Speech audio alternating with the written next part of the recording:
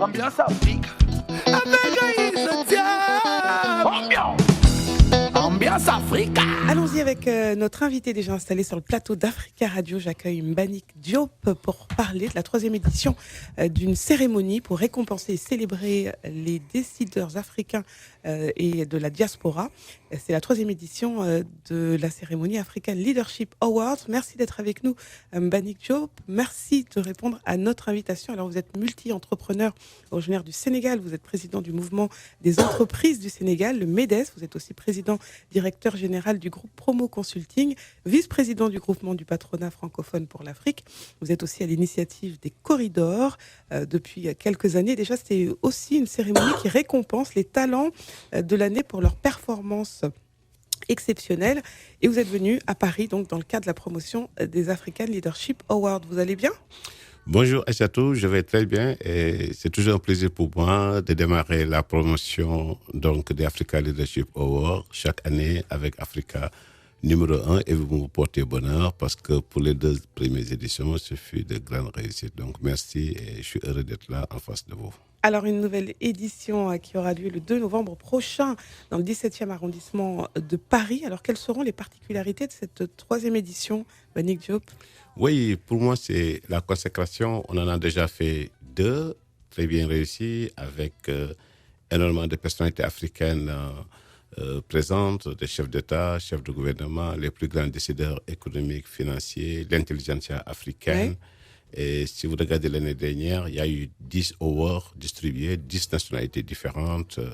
Et je pense que c'est ça l'objectif recherché, c'est de créer un plateau d'excellence pour l'Afrique, pour la diaspora, pour l'intelligentsia, pour ceux qui font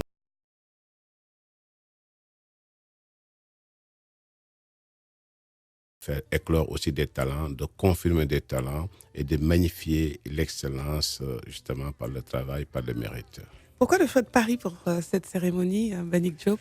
Oui, je me dis toujours que Paris, c'est la capitale du monde, parce qu'on aurait pu le faire à Abidjan, à Dakar ou à Conakry, mais il y a déjà, comme vous l'avez dit tantôt à l'entame de l'émission, il y a le concept des corridors, ça fait 15 ans que cela dure, oui. Ça se passe à Dakar. Oui. C'est un rendez-vous aussi annuel pour tous les décideurs africains. On s'est dit Paris parce qu'il y a la diaspora qui vit en Europe, il y a la diaspora américaine, il y a les Afro-Américains, donc il est plus facile de converger vers Paris que d'aller peut-être sur l'Afrique ou sur un autre continent. Et les 2 premières éditions nous ont démontré qu'il fallait le faire à Paris.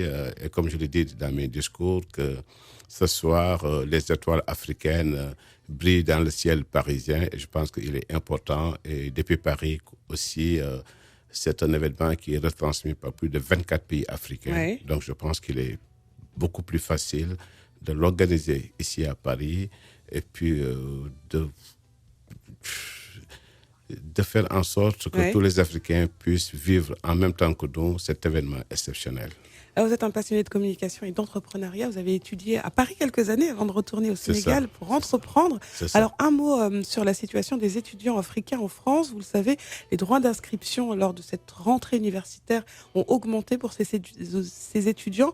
Quel est le regard que vous portez sur cette situation ? C'est bien dommage, c'est une situation dommageable, parce que je pense que c'est plutôt politique et économique. L'État s'est posé la question, pourquoi mettre sur les mêmes pieds les étudiants africains que les étudiants français, mais ce n'est pas la même chose. Donc je pense qu'aujourd'hui c'est un frein, parce que si vous constatez que les inscriptions ont été doublées, triplées, quintuplées, et ce n'est pas toutes les familles africaines qui ont les moyens de se payer des inscriptions aussi chères et une scolarité aussi chère pour leurs rejetons.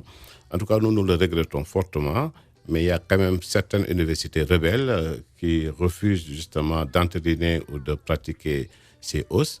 Mais c'est une situation où c'est une décision unilatérale du gouvernement français qui ne s'est pas concerté avec les gouvernements africains. Oui. Et je pense que c'est à nos gouvernants de trouver une solution, soit en subventionnant les étudiants qui viennent en dehors des bourses, soit de trouver un compromis avec l'État français. Alors justement, c'est l'un de vos combats, accompagner cette jeunesse en direction de l'entrepreneuriat. Vous êtes très impliqué dans la vie sociale du Sénégal. Vous avez d'ailleurs reçu plusieurs prix nationaux, internationaux, dont le prix Nelson Mandela du meilleur entrepreneur, mais aussi vous avez été élu l'homme de l'année en 2017 au Sénégal. Alors, vous êtes aussi à l'initiative du Forum du premier emploi. Ça fait partie également de vos préoccupations, l'emploi des jeunes sur le continent africain. Oui, au moment où je me lançais dans ce combat, il y a une vingtaine d'années, peu de gens réfléchissaient sur l'emploi des jeunes. Je pense que c'est un secteur important. Aujourd'hui, nos jeunes sont formés, bien formés, diplômés, surdiplômés. Mais le problème, c'est l'insertion, c'est le premier emploi. Comment faire pour décrocher la première expérience professionnelle? En général, les chefs d'entreprise, les décideurs n'ont pas le temps de parcourir les CV, d'où le concept du Forum du premier emploi. Pendant 2 jours, Oui. je fais participer plusieurs milliers de jeunes diplômés, Bac+2 jusqu'à Bac+8. Et en face, je convie, en ma qualité de président du mouvement des entreprises du Sénégal, donc le patronat, je convie 1 millier d'entrepreneurs qui, à l'issue de ces 2 jours d'entretien, c'est du face-to-face. Là, vous avez l'opportunité de jauger le jeune, de le voir, de pouvoir faire un choix, prendre une décision tout de suite. Et à l'issue de ces forums, des milliers de jeunes décrochent leur première expérience professionnelle. Et c'est gratuit. Et je le fais depuis 20 ans. On a démarré avec 1000, 2000 inscrits. Maintenant, nous en recevons pratiquement 10 000. Et on est obligé de présélectionner et de choisir 3, 4, 5 000 pour permettre à tous ces jeunes d'avoir des entretiens sur les 2 jours. Donc, c'est une passion, c'est du social et je pense que c'est du concret. Je rencontre des jeunes qui ont décroché le premier emploi il y a 18 ans, il y a 15 ans, qui sont devenus de très grands patrons. Il y en a qui sont ministres dans le gouvernement du Sénégal, il y en a qui sont ingénieurs, il y en a qui sont à Toulouse, qui travaillent dans l'aéronautique, il y en a qui sont des directeurs de banque et tout. Et ça fait plaisir parce que vous ne les connaissez pas, vous les croisez, ils disent « Oui, mais président, merci. Vous savez, moi, j'étais forumiste en 2001, j'étais forumiste en 2005. Aujourd'hui, je dirige telle banque, je suis dans tel organisme, je suis à la Banque mondiale, je suis au FMI. » Et je pense que pour moi, il n'y a pas une richesse aussi comparable que d'avoir contribué justement à insérer ces jeunes, à les aider à créer une famille, à s'insérer dans la vie sociale. Et nous continuons à le faire. Le dernier forum, c'était le 10 février dernier, avec M. le Premier ministre, avec 4000 participants. Et à l'issue du forum, plus de 1000 jeunes ont réussi à décrocher leur premier emploi. Je pense qu'aujourd'hui, l'emploi est une bombe sociale, aussi bien en Afrique et même en dehors de l'Afrique, et que les politiques doivent vraiment intégrer cette donne pour permettre et donner une chance, tendre la main à ces jeunes où leurs parents se sont saignés pour leur inculquer une éducation, se sont saignés pour leur payer leur formation, et puis à l'issue de leur formation, ils restent à la maison sans aucune perspective, quoi. Et c'est ça le problème. Alors, comment intéresser, motiver et surtout mettre en confiance les jeunes Sénégalais de la diaspora qui souhaitent entreprendre au Sénégal? C'est une question récurrente que je vous pose régulièrement parce que vous le voyez vous-même, ils sont de plus en plus nombreux à avoir des projections vers le Sénégal. Alors, quels sont aujourd'hui les dispositifs qui sont mis en place pour les informer, les orienter et les accompagner? Oui, actuellement, il y a énormément quand même de jeunes Sénégalais africains qui rentrent maintenant en Afrique, je suis au Sénégal, après leurs études. Des opportunités leur sont offertes. Moi, j'ai conceptualisé aussi le salon des startups au Sénégal. Je suis à la 2e édition. C'est des jeunes porteurs de projets ou bien qui viennent de créer leur startup, qui n'ont pas de moyens. Donc, je mets en face d'eux des institutions financières susceptibles de pouvoir les accompagner, des pépinières d'entreprises pour les accueillir, leur permettre d'avoir des bureaux, une adresse professionnelle, l'enseigne commerciale, etc., etc. Mais il y a aujourd'hui énormément d'opportunités quand même pour ces jeunes diplômés qui aspirent à rentrer au pays. Et je pense qu'il faut qu'ils rentrent au pays. On a besoin d'eux, de leurs compétences. Est-ce qu'il ne serait pas plus facile d'avoir des interlocuteurs, par exemple, imaginez un ministère de la diaspora ou avoir une structure ici qui peut renseigner ces jeunes Sénégalais qui sont de plus en plus nombreux, hein, moi je le vois au quotidien, qui ont des idées, qui ont des financements même et qui veulent venir investir au pays? Oui, si je prends l'exemple du Sénégal, il y a le secrétaire d'État au Sénégal de l'extérieur qui fut, il y a moins d'1 an, directeur des bourses à Paris, qui connaît bien la problématique. Moïse Sarr, c'est un garçon compétent, très ouvert. Je pense qu'il maîtrise cette donne-là. Si je prends l'exemple du Sénégal, mais maintenant, il faudrait que les jeunes fassent la démarche aussi de s'informer, de voir les opportunités qu'offre l'État du Sénégal et le secteur privé national. Et peut-être il y a ce déficit de communication pour ces jeunes entrepreneurs ou bien ces jeunes diplômés qui aspirent à revenir au pays, soit investir dans le secteur privé, soit décrocher donc des postes, des fonctions de responsabilité. On pourrait par exemple penser à un système de parrainage avec des entrepreneurs déjà sur place depuis de nombreuses années. Mais Aïssatou, comme on dit, vous marchez dans ma langue. Vous savez, moi j'ai aussi conceptualisé le concept du mentorat. Ouais. Il y a plusieurs centaines de jeunes qui sont suivis, financés par des mentors, des capitaines d'industrie. Parce que, bon, avec les relations, je dis, bon, Aïssata, elle veut se lancer, elle veut créer une radio ou une station télé. Je prends un grand patron de ce secteur-là, je dis, bon, maintenant, vous êtes le mentor d'Aïssatou. C'est donc quelque chose qui existe déjà. Qui existe déjà et on a de très bons résultats parce que aussi parce que c'est une question de communication et de sensibilisation. Des fois, les patrons, ils n'ont pas le temps et tout. Il faut leur parler, leur dire tendez la main à tel jeune, il est brillant, il a un projet, etc. Et donc, c'est le concept du mentoring, du mentorat, et ça marche fort. Alors, quels sont aujourd'hui les secteurs porteurs au Sénégal? Parce que souvent, on vient pour lancer une entreprise et on n'a pas vraiment la réalité du terrain. Quels sont les manques, quels sont les besoins au Sénégal? Quels sont les secteurs porteurs?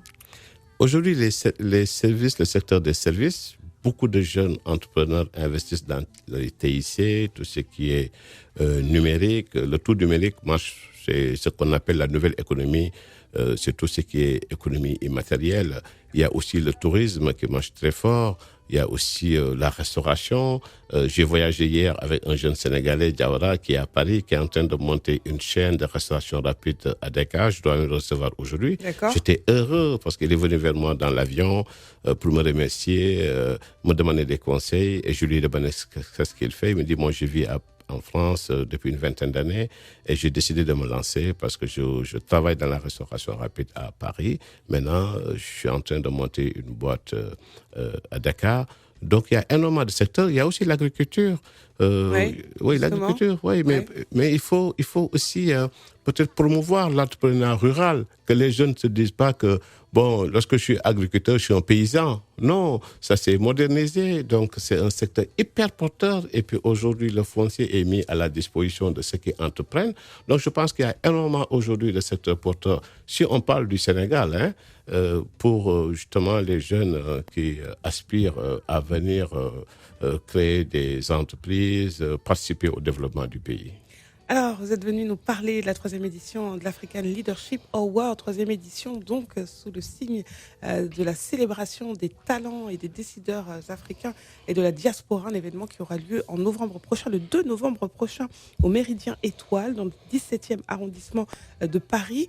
Alors, je rappelle, Mbagnick Diop, vous êtes multi-entrepreneur sénégalais, président du MEDES, Mouvement des entreprises du Sénégal, président directeur général du groupe Promo Consulting, vice-président du groupement du patronat francophone pour l'Afrique. Vous êtes à l'initiative des Corridors et de l'African Leadership Award, pour ne citer que cela. Qu'est-ce que vous avez envie de dire au public pour terminer, Mbagnick Diop? Vous remercier, Aïssatou, pour votre constance. Vous êtes une professionnelle et c'est une fierté pour nous, Africains, à chaque fois de passage à Paris, de venir s'entretenir avec vous. Merci à vous. Je l'ai fait il y a un mois aussi à Washington. Chaque année, j'ai un ami journaliste qui est dans une chaîne américaine et puis à chaque fois, je passe à Washington. Je suis invité justement pour parler des African Leadership Awards. Et pour moi, c'est une fierté de voir ces talents africains, sénégalais, dans des stations réputées. Déjà, vous remercier, vous féliciter. Alors, le mot de la fin ou mon message, c'est de dire il n'y a que le travail qui paye, quoi. Et j'exhorte les jeunes, les moins jeunes, à bosser. Tu vois, il faut C'est bosser. une de vos valeurs. C'est ça, il faut être ambitieux dans la vie, il faut avoir une vision, il ne faut pas être fataliste.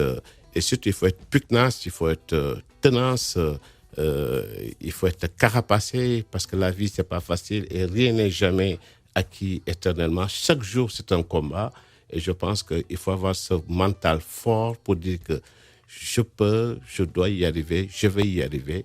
Et cette motivation interne qui fait qu'après, on arrive à réussir comme tant d'autres, quoi. Et je pense que c'est important, ces messages pour les jeunes. Il faut y croire, ne jamais baisser les bras, c'est dire qu'il est possible de réussir aussi bien en Europe, en Afrique, aux États-Unis. Le talent, il est là. Le professionnalisme, il n'est pas français ou américain ou canadien, je le vois de moi-même avec mon groupe Promo Consulting. Nous gagnons des marchés, nous allons travailler à Washington et pourtant il y a des grosses agences américaines. Oui. Nous allons travailler à Paris, ici, nous travaillons à Dakar, partout en Afrique parce que lorsqu'on est professionnel, on ne vous demande pas votre nationalité. C'est le professionnalisme qui est là, qui fait la différence. Et donc je pense qu'il faudrait que les jeunes, les moins jeunes, les talents se disent que je peux, je vais y arriver et je pense que c'est le plus important. C'est le message positif que nous délivrons et ce que nous allons faire encore le 2 novembre à Paris. Lorsque vous verrez ces talents africains dans tous les domaines qui sont là, qui sont heureux et qui sont magnifiés, et ça c'est un message fort pour les autres, se dire que c'est possible que demain vous puissiez être là avec nous. Et pour conclure, je donne rendez-vous aussi pour l'année prochaine. Nous allons migrer vers les États-Unis, à New York, pour la 4e édition de Africa Leadership Award. Nous allons rester quelques années à New York avant de migrer encore à nouveau vers Dubaï pour explorer aussi ces nouveaux marchés. Merci beaucoup d'être venu nous parler de la 3e édition de l'African Leadership Award, un événement qui a lieu le 2 novembre prochain. Merci beaucoup Mbanick Diop d'être venu sur le plateau d'Africa Radio. Plus d'infos sur le site dédié African Leadership Award, c'est sur Internet. Merci beaucoup. C'est moi. Ambiance Afrique. Ambiance Afrique. C'est la pause sur Africa Radio. On se retrouve avec Ange Gras dans un instant. Bougez pas.